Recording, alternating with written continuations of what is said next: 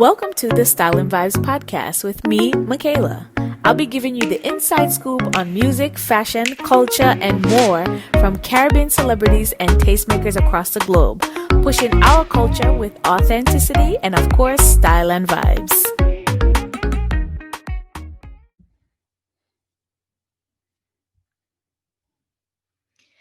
Welcome back, everyone. It is another episode of the Style and Vibes podcast. I know you guys know that I took a bit of a hiatus, little time off to myself, and that time was spent doing a lot of things, which I'll get into in a little bit. But thank you so much for tuning in. Thank you to everyone who has been binge listening over the last month. I totally appreciate it. I needed a little bit of rejuvenation, and I thought it was a good time to take a couple weeks off and plan, of course, for this year and just kind of take some time to relax out.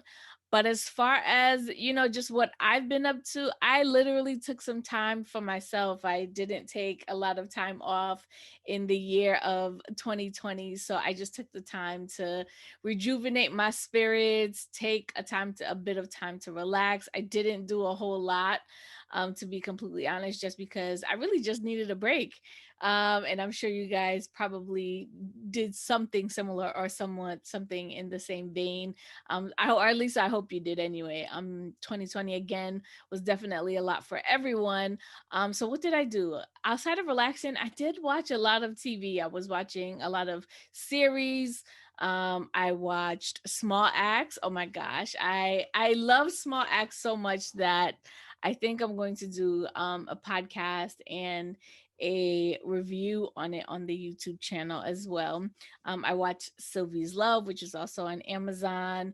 I caught some documentaries. Shashamani was one that stood out to me, which is about a Rasta community in Ethiopia. I watched Citation, How to Ruin Christmas Wedding, Christmas a Wedding on Netflix. So I've been watching a whole lot just to kind of zone out. I did watch some Disney Plus stuff. So Beyonce's I watched it again. Beyonce's Black is King. I watched Soul. I watched some older like shows and things of that nature because I just needed to kind of tune out, what was happening in the world and kind of just tune into something for myself and just get back in touch with my family. And, I did a lot of, family time and just preparing for the holidays itself. So that time between Christmas and New Year, I did take off. So I definitely enjoyed it and I feel very rejuvenated, getting right back into the swing of things. And of course, I was semi tuned into all of the drama that was happening. Of course, Major Hype and his, now ex fiance had an entire ordeal of domestic abuse allegations. And that was really crazy. And I think it was a tough thing to kind of even just watch it play out just because it was very public. So I think I'm going to leave it to you guys to kind of form your own opinion and do what you want based on the information that is available. But again, relationships are very personal and private, and us as the public seeing it play out because he's a public figure is super challenging, especially because a lot of us love his content, but you have to decide as a person what you want to do with the information that you have been presented. And I think a lot of the Caribbean community are pretty split, and women are really taking a interest in terms of just understanding the domestic violence issues that are alleged throughout the situation, as well as what is happening with the sex abuse that is happening as well. And I think it also resonates a lot with people, just because a lot of those situations aren't so far fetched, because they happen in everyday life, and to see that play out for a public celebrity and public personas is really challenging. So there's a lot of conversation, rightfully so, around those topics, and you really have to understand where you stand with them. Does it, equate to you not wanting to support particular people, it's really up to you, and it really is your decision. So I think that is what's really important. And again, social media isn't therapy. It's not going to solve, the problems. It's just going to make more people aware of everything that is happening. And of course, it's always the he said, she said, back and forth that happens. And now it's just happening publicly, very similar to like what Spice is going on with, as well. Her situation is, very serious. It doesn't involve her, but, her entourage or people that she's worked with formerly, um, her ex fiance boyfriend, who is the father of her children, and children are involved. So this is the whole, thing that I tend to not dwell on too much, especially because, children are, even if they're not of age, in the internet age, we are leaving marks for our children to see. So hopefully it kind of seems to have come down a bit. So I just had to touch on those things. And why I don't necessarily speak about them on the platform specifically is because it's deeply personal to the people who are involved. And there's already a lot of conversation happening around that.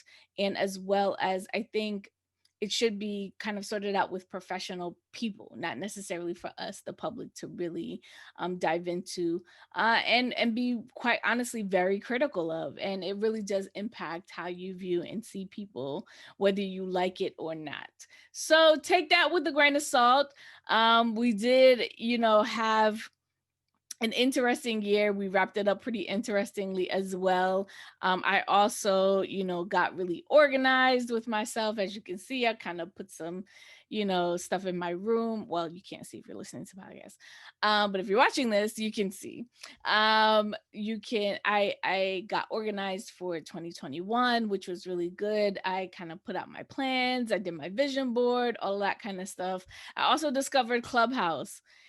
If you haven't discovered Clubhouse, it's basically a new social networking app that you have to be invited to. So I really avoided it for a while, but then the people then reach, Caribbean industry folks started to kind of pile into the app or make themselves more publicly known within the app over the last month, I would say. And so I was kind of just listening to see what was happening and what was going on. And, you know, it's a rabbit hole of an app. I must tell you that. You can end up spending a lot of time in the app that you don't necessarily, you're like, where did the day go? So I didn't have too many of those days. I kind of still feel very strongly about, the time and energy that I put into certain things. But there were definitely some really great conversations, that industry conversations that are happening. I don't know, what the plans for the app are in the future. I'm assuming it'll be open.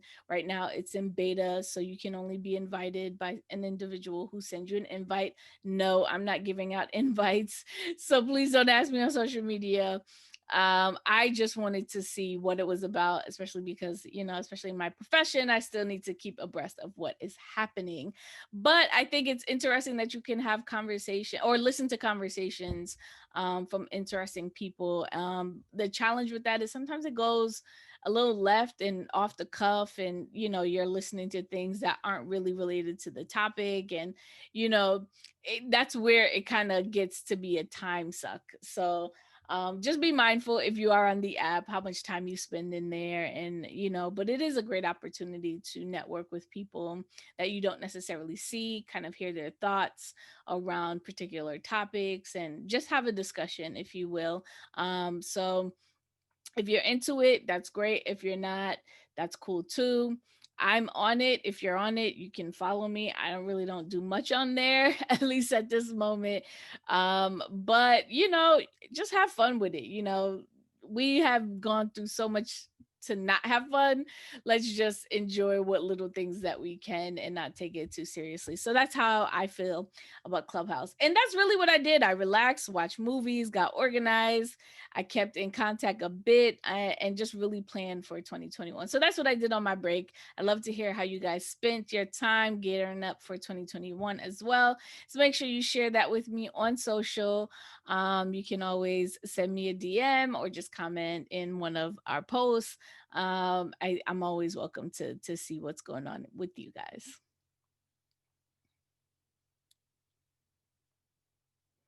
So, I can't start the episode without sharing what I am styling on and vibing to. So, styling on, I actually did a little shopping while I was on my break. Of course, I had to get, gifts for everyone, but I also got some gifts for myself. And I got 84 gems, hoop earrings. Oh, shoot. I do have them here. I really, really enjoyed supporting some Caribbean brands this holiday season. And this one in particular was for myself. They had a pair of hoop earrings that I have been eyeing for a while, as well as some bangles, so gold bangles, brass bangles. So I got those. You can look out for it on. I'll include a link to the in the show notes to the items of what I got, so you guys can see them and check them out for yourself. In terms of what I'm vibing to, I was listening to a lot of new music. I actually got a chance to just preview some new stuff that kind of came out in December and towards the end of November. I've really been listening to Black Hero and Wayne J's New Millennium EP. I really like the two of them together. They have a dance hall vibe that of toasting that is very reminiscent of like early 90s flow, I think. But I haven't listened with a critical ear or anything like that. Still rocking to Tesselated's Tropics. I really, really love that EP as well. So make sure you guys check that out. If you want to check out more of what I'm styling on and vibing to, make sure you guys check out our YouTube channel. That is where I'm going to be sharing all of what I'm styling on and vibing to exclusively outside of this podcast. So make sure you guys check that out. I'm going to do a video once a month. So I'll continue to share like one or two things on the podcast, but I'll do a full recap video of everything for the month once a month on our YouTube channel. So make sure you guys check that out. I'll leave the link to that in the show notes. So when it comes to 2021, I don't think we can talk about anything around what is going to happen without talking about COVID and vaccines, because I think that will have the biggest impact on the year that we are going to have.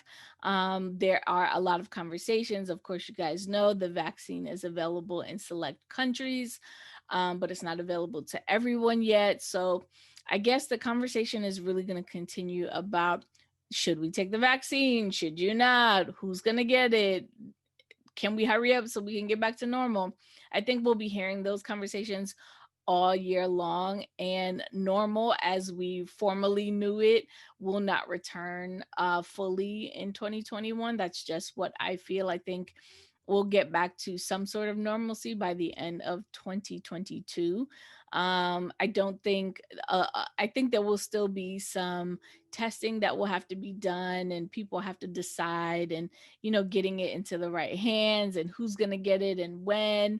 And then it'll trickle down into just the industry of, are artists going to take it? So that, do they need it in order to travel? And what's going to happen, with performances and things of that nature, going back to work. All of those things are really going to be dependent on the expansion of the vaccine and how fast the public will adapt to taking it. So I think that we'll be talking about that for a while, for almost probably the entire year of 2021.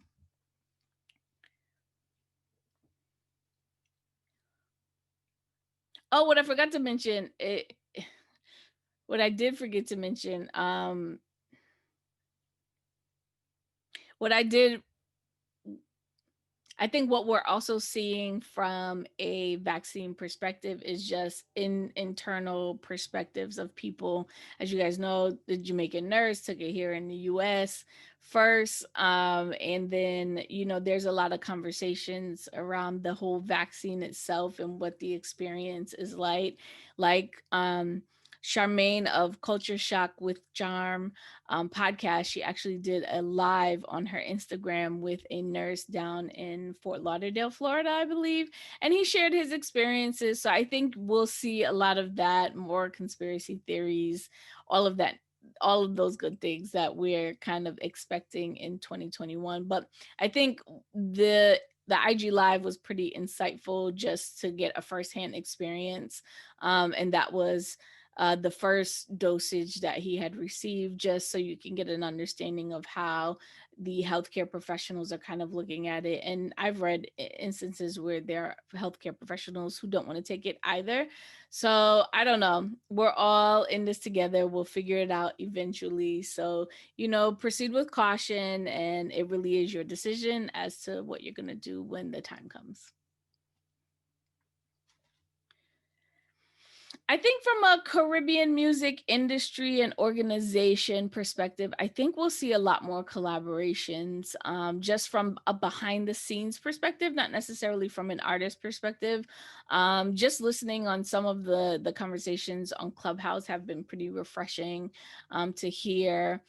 Some people talking about the right things, and getting the back end things organized and making sure. I think it's a great time. I think 2020 was a great time for artists to kind of sit back and get themselves organized when it comes to their business aspect and just understanding. So that might have been the reason why we didn't see as much music being released. I mean, on top of, dealing with a pandemic, maybe, everyone is kind of gearing up to whatever is next. And I think I see a lot of collaborations that have already happened, helping each other with understanding what to do next, how to set up virtual things, being able to connect to the masses in a different way, and just getting all the ducks kind of in a row before everything kind of returns back to normal is where I see a lot of business strategy happening from a Caribbean music industry perspective happening in 2021.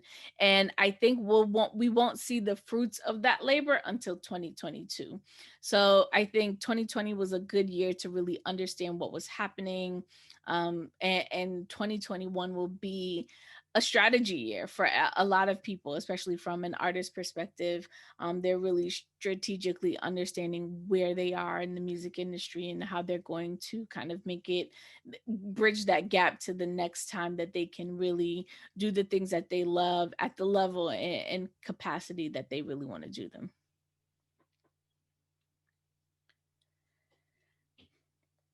Number three on my list, I know we did see some music being released in 2020, but it wasn't in the droves that we normally are hearing. There wasn't the plethora and variety and a lot. I think we heard more than I was anticipating, to be completely honest. But I do think the artists have had a lot more time to get creative, and they kind of have an understanding now of what is happening and how soon they might get back to whatever it is that they're doing. um and that kind of lifts the stifle of creativity that would allow people to get into the studio, and some people already did. And we saw some of that being released, but I think we'll see maybe double if not triple the amount of releases in 2021 than we saw in 2020, which is a good thing. That means, there's a lot more to be said. We will get some newness, some, freshness from different sounds. I'm looking forward to a lot of the musical releases because I think there are some artists that we've heard from, and there's a lot that we haven't, particularly in the dancehall space. There hasn't been a whole lot of newness, a lot of new releases. There have been singles and, some things here and there. But I think, that the fusion will continue to happen in terms of those different sounds. But I'm really curious as to what the next step will be from a music perspective, and if the sound will change again, and the types of projects that people are going to put out. So I think we'll see a lot more of that in 2021.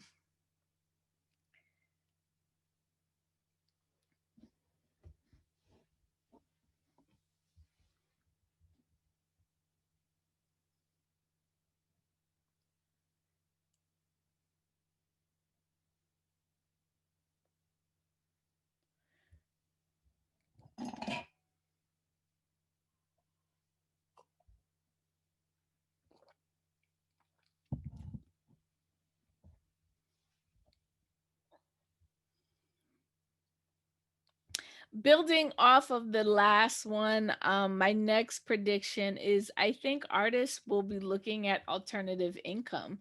Touring won't be back 100%. I do think it'll come back in some capacity, but it's not going to be at the level um to what we saw previously. And I think that artists are going to have to focus on other ways of making money. I think we'll see a lot of brand ambassadorships, a lot more merchandising, a lot more. We've seen YouTube channels from celebrities really popping, a lot more interviews with different personalities, and they're going to make themselves a little bit more accessible and visible via social. Particularly a lot of in the space when it comes to men. I think some of the women have been doing really well from brand ambassadorship perspective. You saw Shensia with Pretty Little Things. You saw Spice with her Grassy Noir line merchandising come out. You saw Buju with his merchandising, like really step it up in terms of wanting to push more. And outside of the music, just being able to make alternative income for themselves, whether that be, opening a shop or getting into real estate or doing something that they've always really wanted to do or thought about doing, but they didn't get to do because they were focused on music. I think it's a really good time for them to kind of build their brand a little bit. So we'll see a lot more brand building and alternative income. So while music will flow, I think, the income won't specifically be derived only from music. And I think that that's a really good thing because it shows that we're progressing in the industry, and a lot of people in the industry, in the music industry as a whole, are really taking that approach to begin with. So while Caribbean artists, they're not late to the game, because a lot of them are doing a lot of them are doing, a handful of them are doing some of the specific things that I just talked about. But I think we'll see even more of that from a lot of different artists, brand ambassadorships. We've seen, podcasting kind of go really big, just doing more outside of their music only brand, which I think will be really interesting because I think lifestyle is where it's at. People really want to tune into the lifestyle of these artists and what they're doing. And I think tapping into that, along with being able to monetize that, is really important from an industry perspective. I speak about it all the time. So I'm looking forward to seeing that happen in real life. And I'll be watching. You definitely know, send me, I watch the thing. So I think it'll be good for them. I think one of the biggest questions is travel. Will it return? I do think everyone is really tired of just sitting in the same space, self included. I have been home most of the year. So I earlier on in the year I did travel in February before all of this hit. Um and people are really excited to get back to travel.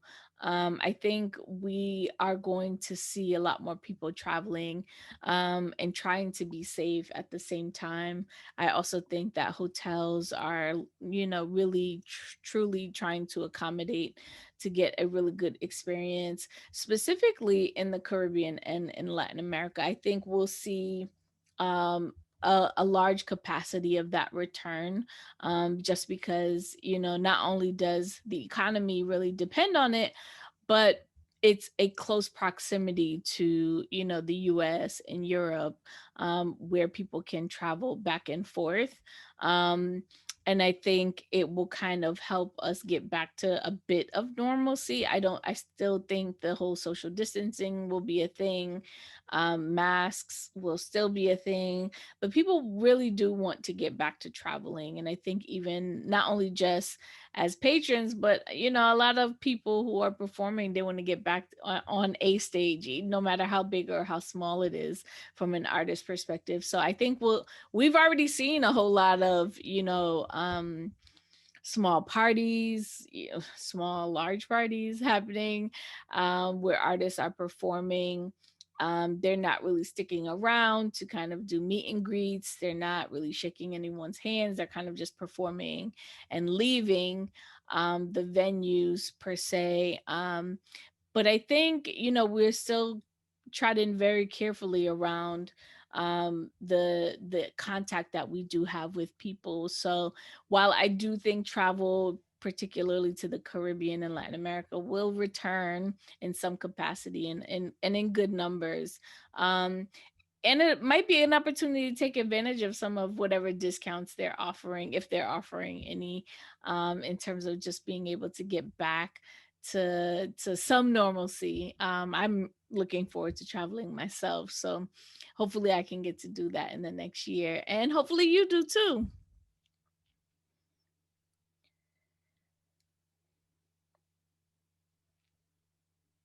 Number 6 on my list, I kind of teased to it earlier, but I think we'll cautiously get back to festivals, quote, air quotes, festivals in the summertime. I think the warmer months, people are a little bit, at least the warmer months for us will be a little bit more interested in gathering in larger crowds, but in a space where you can kind of keep your distance. I mean, I've already seen, some, day parties and brunches have already happened, and they're not necessarily always practicing that based on my videos I've seen on social media. They're not always practicing the social distance recommendations of the CDC, but I do think we'll see some capacity of festivals returning in 2021. What that is going to look like, I'm not sure.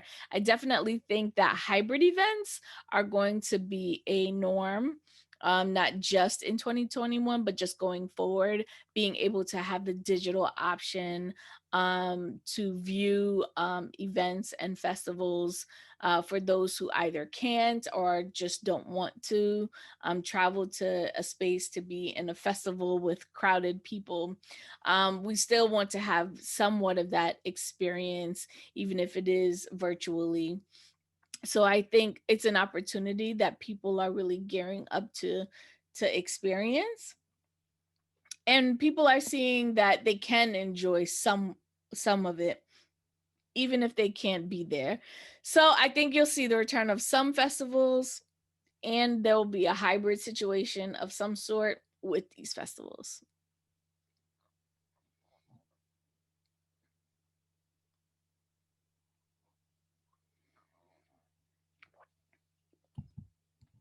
Now the question is, what are you going to be wearing?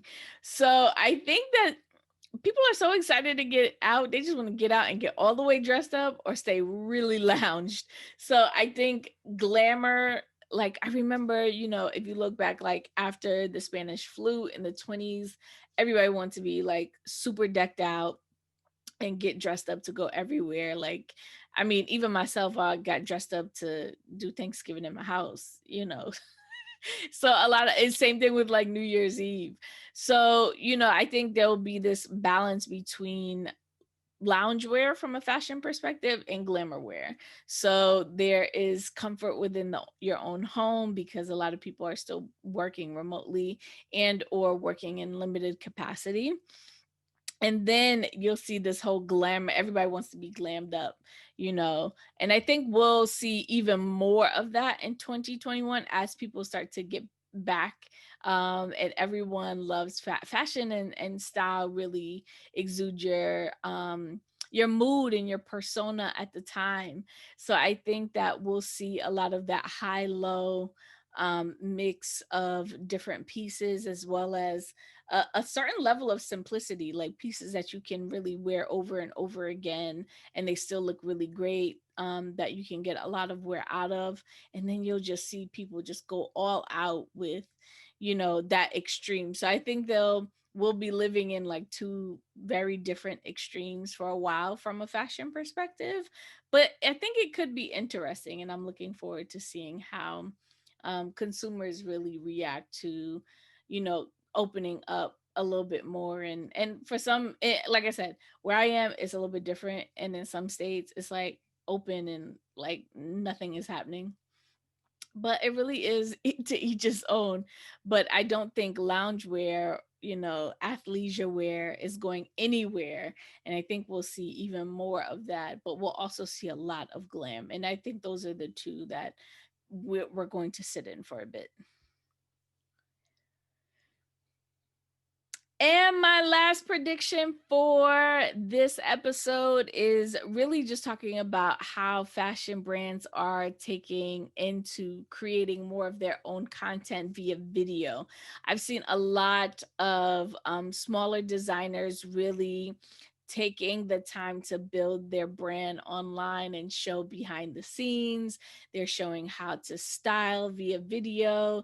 They're showing how to pair their pieces. I've even seen collaboration videos between different designers. So they collaborate together on a campaign to bring both of their designs to life. I think Sammy B and I can't remember the person that she partnered with. She did it with another designer as well. So I think we'll see a lot more video collaborations between the fashion brands, because not only are fashion shows, I don't think will make a big return, but we're trying to figure out how to bring all of the aesthetic to video.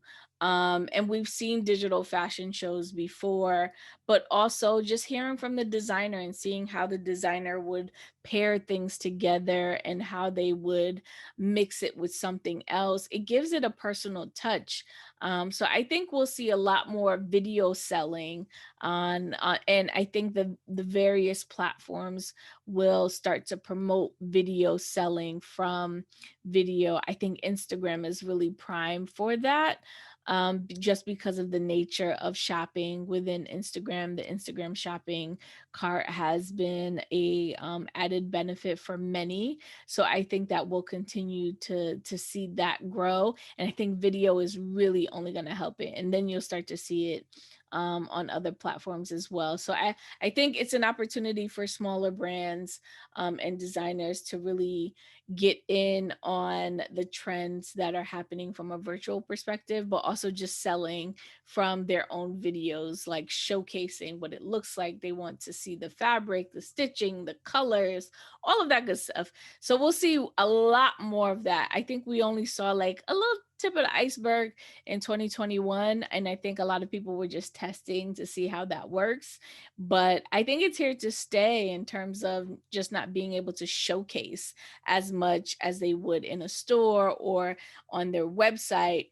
The video is an up close and personal experience with a lot of the items. You saw me partner with the Fashion Arch on their virtual pop up, and those have been really, really successful in terms of just being able to see the pieces, and almost like you can feel it through, what they're explaining and what the designers are really showcasing, and just seeing the details that you wouldn't necessarily notice on your own. So I think we're going to see more of that in 2021. And I think that that's really a good thing for the designers who are making things in smaller batches. And it's a great way for us to see up close and personal and support them. So, with that, I am done for my trends for 2021. So, we talked about a vaccine versus no vaccine. We talked about the Caribbean music industry kind of organizing and seeing more collaborations.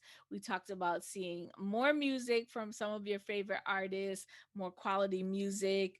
We talked about artists seeking alternative income streams. We also talked about the increase in travel as well as the cautious approach to festivals and events. From a fashion perspective, we talked about loungewear versus glamour, and our last fashion trend that we think is going to happen in 2021 is just creating fashion brands creating more of their own content via video. I hope you guys enjoyed this podcast.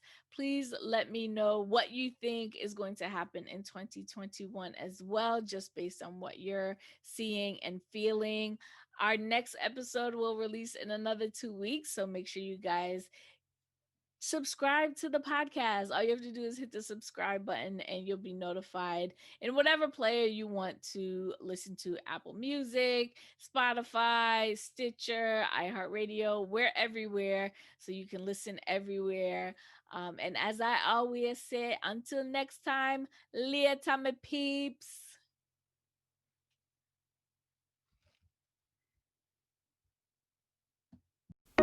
Thanks for listening to the latest episode of the Style and Vibes podcast. If you like what you hear, and I know you do, share it with your friends and family. If you want more, make sure you visit styleandvibes.com and follow us on our social channels, Twitter and Instagram at Style and Vibes. Until next time, Leah Tommy Peeps.